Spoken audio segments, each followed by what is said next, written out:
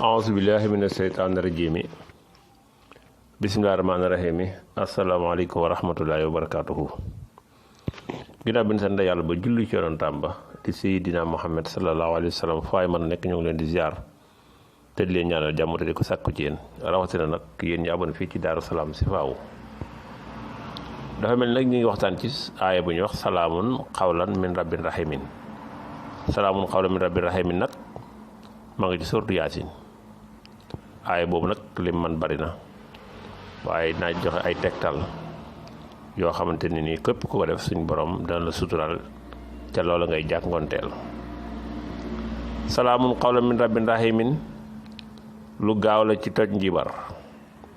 salaamun qawlan min rabbin rahimin lu gaaw la ci yàq liggéey ku nu liggéey. salaamun qawlan min rabbin rahimin lu gaaw la ci sab noon. salaamun qawlan min rabbin rahimin lu gaaw la ci fay ay wax.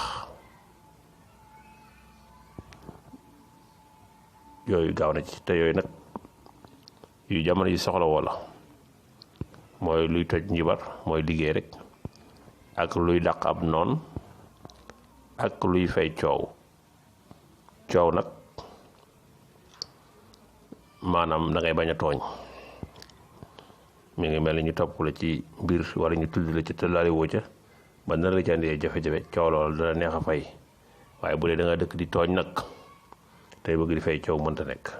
yàlla du ànd ak kuy tooñ wala ngay dëkk di lekk àll di jàmbur ba pare bëgg kenn bañ ko wax loolu moom alxuraan nangu ko.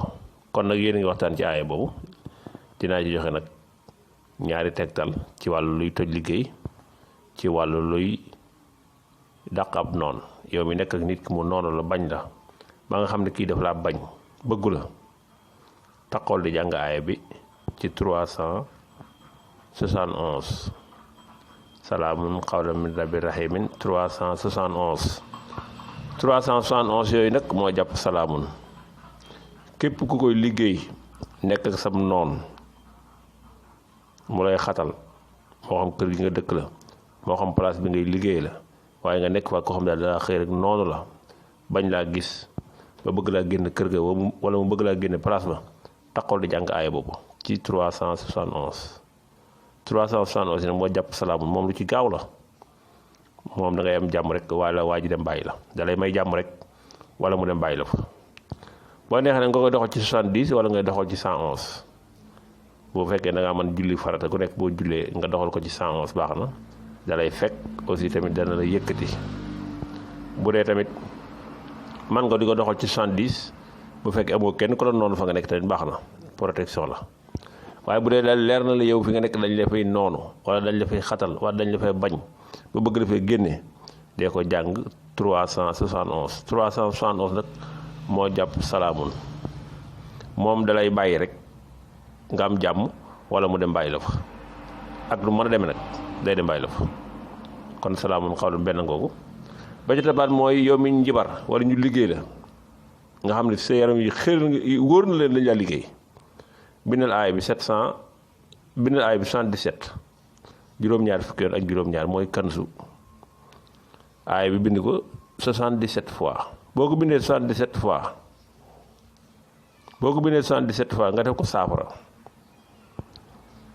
fay ci ñetti xali safara wala juróom-ñaari xali safara nga di ko sangoo liggéey ba day toj.